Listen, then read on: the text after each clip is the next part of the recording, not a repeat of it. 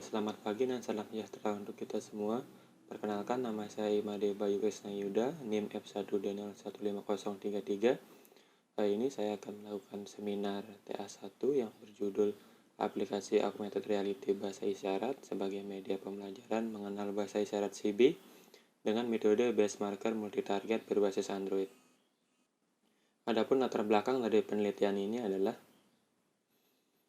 tunarungu atau orang tunarungu merupakan suatu kondisi di mana seseorang kehilangan atau kekurangan kemampuan mendengar yang mempengaruhi perkembangan kemampuan berbahasanya. Orang-orang tunarungu kesulitan berkomunikasi secara verbal, baik lisan maupun tulisan. Oleh sebab itu, orang-orang tunarungu mengalami perbedaan status sosial yang ada di masyarakat karena kesulitan mereka dalam berkomunikasi. Orang-orang tunarungu berkomunikasi dengan bahasa tubuh atau bahasa isyarat. Di Indonesia sendiri terdapat dua bahasa isyarat, yaitu CB dan Bisindo. CB merupakan adopsi dari American Sign Language, yaitu bahasa isyarat yang ada di Amerika, yang membuat CB ini menjadi lebih rumit dibandingkan Bisindo. Jadi anak-anak tunarungu ataupun orang-orang tunarungu lebih memilih menggunakan Bisindo dalam kehidupan sehari-hari, padahal CB adalah bahasa isyarat yang ditetapkan oleh pemerintah dan digunakan di SLB seluruh Indonesia. Sebagai contoh, kata berjalan pada bahasa isyarat Bisindo hanya menggunakan satu kode bahasa isyarat saja. Namun pada CB menggunakan dua kode bahasa isyarat, yaitu kode ber dan kode isyarat untuk jalan. Jadi CB memang lebih mendekati tata cara kalimat bahasa Indonesia. Kemudian media pembelajaran CB yang ada sampai saat ini yaitu Kamus CB yang diterbitkan oleh pemerintah pada tahun 2006 dengan gambar ilustrasi. Namun berdasarkan wawancara dengan guru di SLB Nurul Bayan, anak-anak masih sulit menerapkan ilustrasi dari kamus dengan gambar 2D. Mereka harus tetap dipandu oleh guru dan orang tua.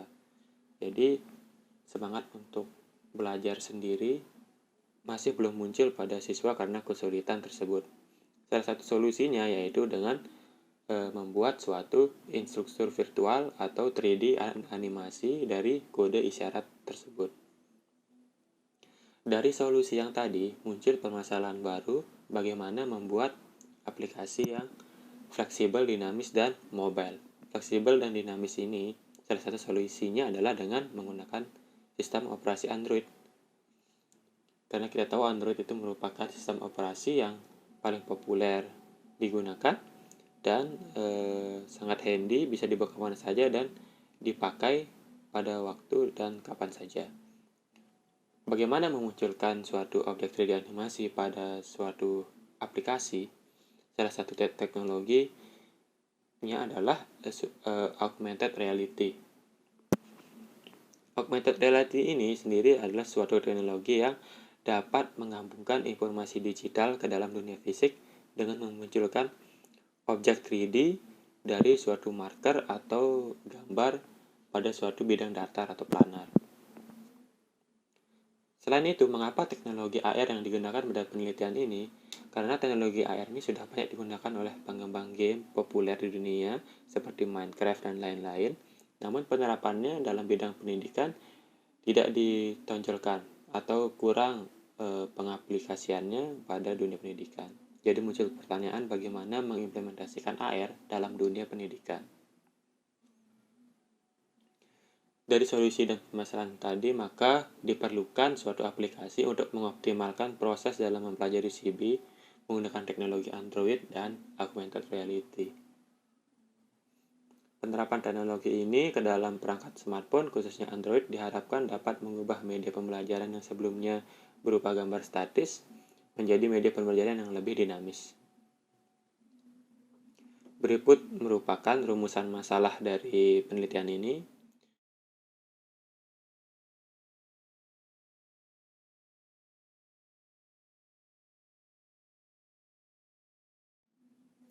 Berdasar masalah pada penelitian ini adalah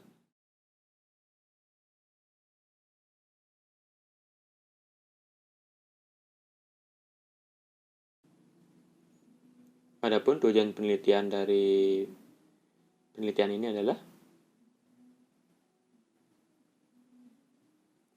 dan manfaat penelitian sebagai berikut.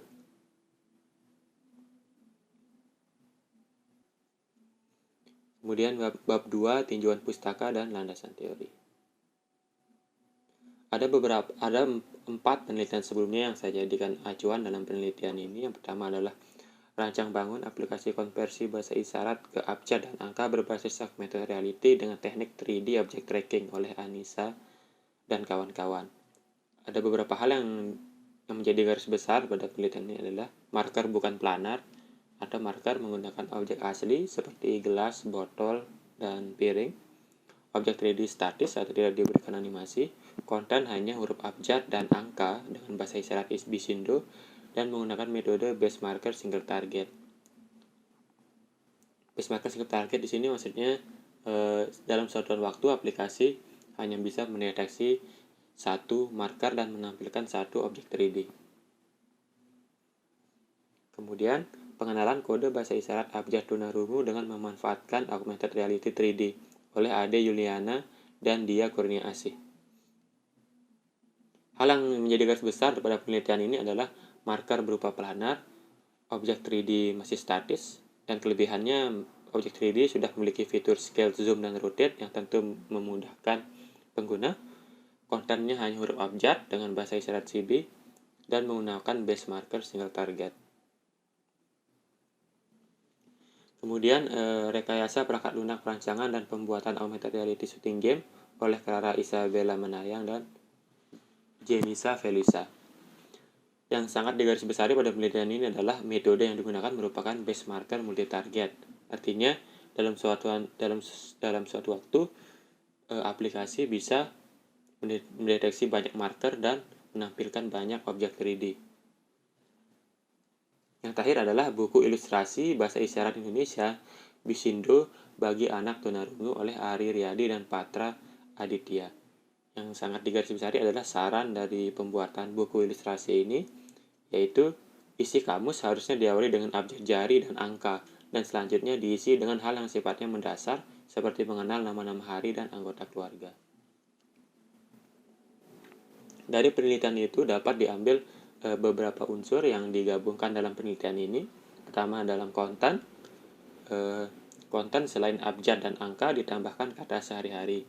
Kata sehari-hari di sini yang digunakan adalah nama-nama hari, karena nama-nama hari parameternya jelas, yaitu ada 7 dari hari Minggu hingga hari Sabtu. Kemudian kuis untuk uji kompetensi siswa setelah menggunakan aplikasi, dan objek 3D diberikan animasi sehingga dapat mengoptimalkan fungsi dari objek 3D itu sendiri. Metode menggunakan base marker multi target, karena fokus penelitian ini di huruf abjad dan angka, maka atasan dari huruf tentunya adalah suatu kata. Jadi dengan ini diharapkan siswa dapat menjadikan aplikasi ini menjadi pembelajaran yang lebih dinamis. Kenapa? Sebagai contoh, jika menggunakan single target, di sini ada 4 marker B, A, Y, dan U. Jika menggunakan single target, dalam suatu waktu, aplikasi hanya bisa mengidentifikasi satu marker saja, entah itu marker A, Y, U, atau B. Namun dengan multi target, marker B, A, Y, dan U bisa diidentifikasi dan ditampilkan objek 3D-nya secara bersamaan. Nah, metode ini dapat mengoptimalkan proses belajar dan kedinamisan dari aplikasi ini, sehingga siswa nanti bisa dalam proses belajar bisa merangkai kata, entah itu nama-nama hari, dan lain sebagainya. Kemudian metode penelitian berikut merupakan alat dan bahan dari penelitian ini. Alat di sini ada beberapa yang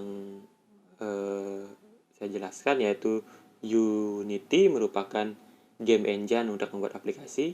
Vuforia SDK untuk pengembangan augmented reality, Blender untuk membuat animasi 3D, dan emulator Nox untuk melakukan testing atau pengujian aplikasi. Bahan-bahan merupakan literatur-literatur dari jurnal yang berkaitan dengan penelitian ini, e-book penelitian-penelitian sebelumnya, hasil rekapitulasi wawancara dan observasi di SLB Nurul Bayan, serta kamus CB yang diterbitkan oleh pemerintah pada tahun 2001. Selain itu, terdapat juga video ilustrasi kode bahasa isyarat CB yang digunakan sebagai acuan untuk diubah ke dalam bentuk animasi 3D. Adapun metode pengembangan sistem yang digunakan, alur pengembangan sistem yang digunakan adalah pertama ada studi literatur, kemudian analisis kebutuhan data, fungsional, perangkat lunak, dan perangkat keras, kemudian dilanjutkan dengan desain sistem, desain marker, desain objek 3D, kemudian implementasi dari perencanaan sebelumnya, pengkodingan, dan lain sebagainya. Kemudian pengujian dengan black box, performance efisiensi, dan user acceptance test. Jika sistem sudah sesuai kebutuhan, maka dilanjutkan ke dokumentasi dan selesai. Jika tidak, maka kembali ke proses analisis kebutuhan, kemudian turun lagi. Selanjutnya, arsitektur sistem menunjukkan cara kerja sistem secara umum. Pertama ada smartphone yang mengidentifikasi marker yang tersedia, kemudian Vuforia Engine akan mengidentifikasi image target yang ada pada marker. Kemudian image target yang ada akan dicari di database apakah image target itu ada. Jika tidak, maka akan kembali ke proses identifikasi marker. Jika ditemukan, maka diidentifikasi objek 3D yang sesuai dengan image target yang telah diidentifikasi. Jika sudah ditemukan, maka akan dilakukan tracking. Objek 3D disesuaikan dengan posisi marker yang ada di dunia fisik. Kemudian, objek 3D ditampilkan ke smartphone. Kemudian, use case diagram. Pengguna aplikasi ini ada dua, yaitu orang tunarungu dan orang dengar atau orang normal. Karena komunikasi adalah komunikasi ini dua arah, jadi ada penerima dan pengirim, maka untuk dapat menerima yang dikirim, tentunya keduanya harus memiliki kesamaan bahasa, ya. Maka dari itu orang dengar dan orang tunarungu agar dapat berkomunikasi harus sama-sama mengerti bahasa isyarat. Pada aplikasi, hal-hal yang fitur-fitur yang ada yaitu menjawab kuis, membaca cara penggunaan, dan memulai proses augmented reality. Ketika memulai augmented reality telah diakses, pengguna dapat mengambil foto. Mengambil foto di sini bukan memotret, namun lebih ke screen capture.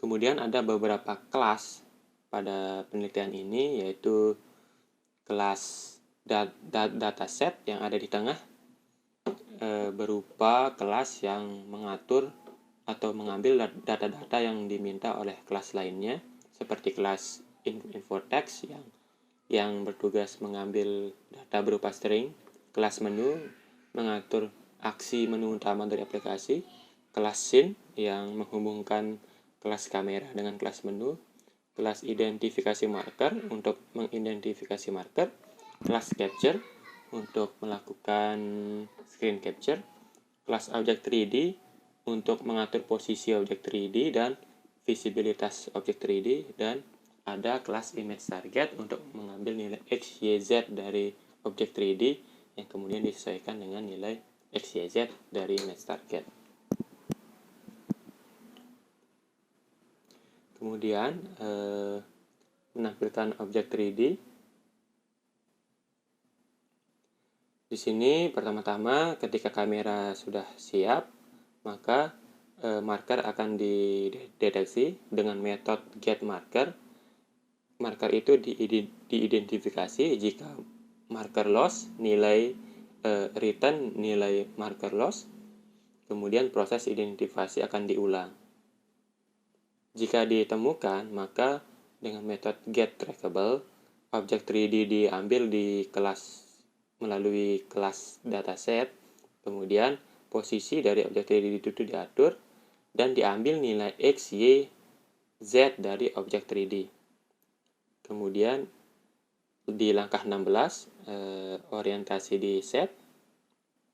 Kemudian langkah selanjutnya, objek 3D di-pose pada kamera pada langkah 17. Jika kamera masih menghadap ke marker, maka nilai visibilitas dari objek 3D true. Jika kamera tidak menghadap ke marker, maka nilai visibilitas dari objek 3D adalah false. Jadi pada langkah 25, langkah terakhir, objek 3D hilang. Adapun activity diagram untuk proses augmented, yang pertama sistem membuka kamera, kemudian pengguna mengarahkan kamera ke marker. Proses mendeteksi marker dilakukan validasi data. Jika tidak teridentifikasi, kembali deteksi marker. Jika teridentifikasi, maka objek 3D diambil, posisinya juga, dan orientasi, kemudian memposting objek 3D, nilai posisi dan orientasi, kemudian validasi data. Jika marker terlihat, objek 3D ditampilkan. Jika marker tidak terlihat, maka kembali ke proses mendeteksi marker. Dan objek 3D ditampilkan ke pengguna. Berikut merupakan desain image target desain prototipe image target dari sistem ini. Adapun beberapa atribut yang ada pada desain ini sesuai dengan atribut yang dijelaskan pada Vuforia SDK, yaitu yang pertama, kaya akan detail. Tujuan dari penggunaan gambar kartun juga berfungsi agar image target memiliki keunikan antara image target yang satu dengan yang lainnya. Dan gambar yang digunakan tidak sederhana, namun gambar kartun yang detail, sehingga banyak fitur yang dapat diekstrak dari gambar tersebut. Jadi gambar yang dibuat sedetail mungkin, sehingga fitur akan dapat banyak diekstrak dari gambar ini. Kontras yang baik. Kontras di sini bermaksud jelas background dan foreground dari gambar ini, sehingga mudah dideteksi oleh aplikasi. Maka dari itu ada border hitam di sekitar gambar kartun untuk memisahkan gambar kartun ini dengan bidang datar tempat marker ini diletakkan. Contohnya jika diletakkan di meja, gambar kartun ini akan terpisah dengan image dari meja itu atau dari bidang meja itu. Kemudian tidak ada perulangan pola. Perulangan pola yang berlebihan akan membuat fitur yang diekstrak dari image target akan menjadi lebih sedikit, sehingga perulangan pola sebisa mungkin dihindari. Format berupa 8 atau 24 bit PNG dan JPG, ukuran gambar kurang dari 2 MB. Jika dalam PNG harus berupa RGB atau grayscale dan bukan CMYK. Berikut merupakan desain objek 3D dari karakter yang akan dibuat.